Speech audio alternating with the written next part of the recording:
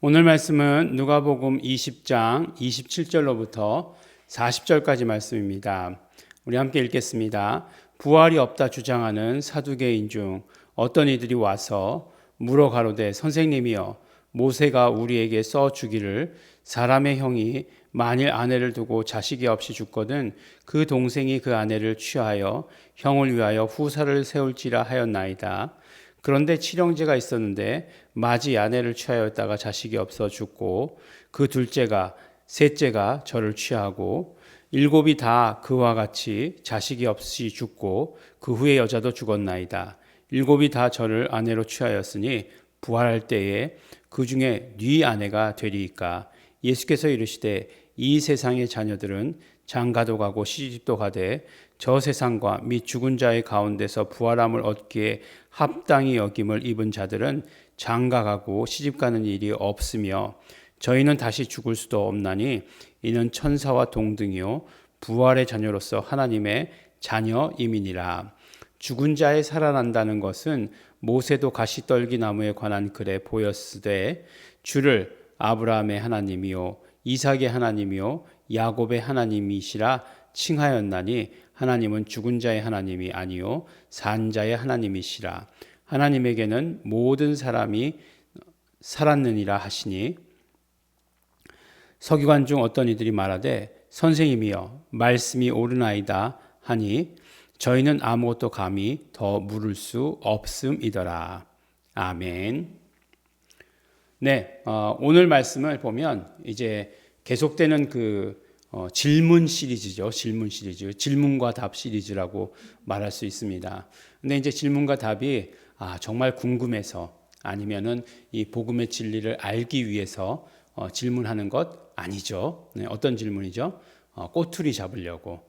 그래서 예수님 지금 이게 말씀드렸듯이 주일 설교 가운데도 말씀드렸듯이 지난주 우리 그 새벽 예배 마지막의 말씀이잖아요. 그 말씀이 뭐였습니까? 그 책 잡아서 유대 총독과 그 원수 맺게 하려고 하는 그런 전략이었잖아요. 근데 이제는 안 통하니까 그 다음에 누가 왔습니까? 사두개인이 온 거예요. 바리새인들 안 되니까 사두개인이 왔어요. 사두개인은 특징적으로 뭐라고 얘기하고 있죠? 이 사람들의 모든 특징을 부활이 없다 주장하는 이렇게 얘기하고 있어요. 사두개인들은 부자였다고 그러죠. 그러니까 굳이 부활이 필요가 없는 거죠. 현생이 더 좋은 거죠. 지금 뭐 잘 누리고 있는데 잘 누리고 그냥 끝나면 끝인 거지. 뭐 그 다음에 것들을 해서 그 부자와 나사로 이야기처럼 그런 역전되는 그런 일도 원하지 않는 거죠. 그래서 이제 부활에 대해서 어떤 면으로 이야기하면 모르는 거죠. 부활에 대해서 들어보니까 이런 점이 있더라라고 이렇게 얘기한 거예요. 무슨 얘기를 하냐면 아니 그래 지금 우리 모세가 우리에게 써주기를 뭐라고 써줬냐면 형이 만일 아내를 두고 자식이 없어 죽거든 그 형수죠. 형수를 둘째 동생이 아내로 삼아야 된다라고 이렇게 이야기하고 있고 그래서 이제 계속 그렇게까지 가다가 일곱째까지 갔다는 거죠. 근데 이거는 실제로 그들의 율법이에요. 그래서 이런 것들을 우리나라에도 이런 법들이 있었는데 형사취수라고 하는 그 계대혼인이라고 하는 그런 법이 있었죠. 두 가지 목적이죠. 후사를 얻는 것이 이들의 유대인들에게 있어서는 중요했어요. 그래서 후사를 반드시 얻어야 되는 것이에요. 그러니까 이들에게 있어서는 정말 자녀가 하나님의 어떤 그 복을 이어가게 하는데 중요했다라고 생각해서 굉장히 중요한 이야기죠. 그 다음에 또 한 가지가 뭐냐면 그 다음에 이제 과부를 어떻게 처리할 것이냐. 과부를 집안에서 알아서 이제 뭐라고 얘기하죠? 결국 우리나라 지금 얘기로 하면 복지죠, 복지. 그런 복지 정책이죠. 그래서 사회가 책임지지 않고 집안에서 책임지도록 하는 가문에서 알아서 책임져라라고 하는 그런 이야기죠. 우리가 사실은 가정 안에서 이런 것들을 책임질 수 있다, 모든 것들을 다 책임질 수 있다라고 얘기하면 복지제도가 굳이 필요하겠습니까? 근데 이제 그렇게 되지 않으니까 필요한 거겠죠. 어쨌든 그랬어요. 이 형사취수의 그런 어떤 목적이 그런 것들이었어요. 그런데 이제 이거를 가지고 이 제도를 가지고 예수님께 부활에 대해서 질문한 거죠.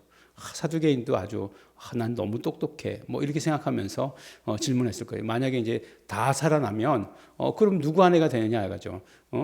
여자는 한 사람인데 남자는 7이고 누구 아내가 될 것이냐 뭐 이제 궁금해서 이렇게 물은 거죠. 책 잡으려고 물은 거죠. 그랬더니 예수님께서 말씀하시되 뭐라고 말씀하시죠? 부활에 대해서 너희가 오해했다라고 이렇게 말씀하십니다.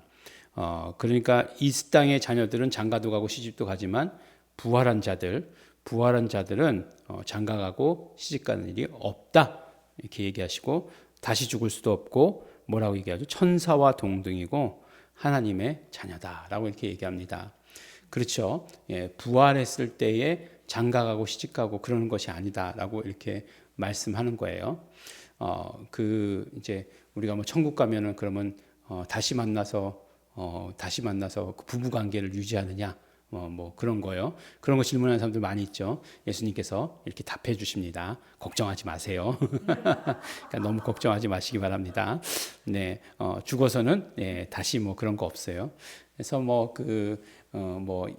영혼을 결혼을 시켜주고 하는 거, 정말 그 귀신들이나 하는 그런 것들입니다. 그러니까 정말 우리가 예수 믿으면 이렇게 굉장히 깨끗해져요. 이렇게 아주 더러운 영하고 예수님께서 오죽하면 더러운 영이라고 말씀하셨겠어요. 이 깨끗한 영들의 삶이 완전히 다릅니다. 근데 보니까 죽은 자의 살아난다는 것은 모세도 가시떨기에 관한 글에 보였으되라고 이렇게 얘기하고 있어요. 아니 부활에 대해서 모세가 쓴 적이 있어? 이렇게 우리가 생각하기 쉽죠. 뭐라고 얘기하시냐면 하나님을 이야기할 때 아브라함의 하나님이고 이삭의 하나님이고 야곱의 하나님이다라고 이렇게 얘기하고 있어요. 근데 지금 이 아브라함과 이삭과 야곱은 우리가 다 잘 아는 것처럼 죽은 사람이잖아요. 근데 이 사람들이 부활했다는 얘기야? 라고 이렇게 우리가 생각되지 않습니까? 근데 그렇게 하나님을 이야기할 때 아브라함의 하나님이고 이삭의 하나님이고 야곱의 하나님이다라고 얘기한 게 뭐냐면 하는 거예요.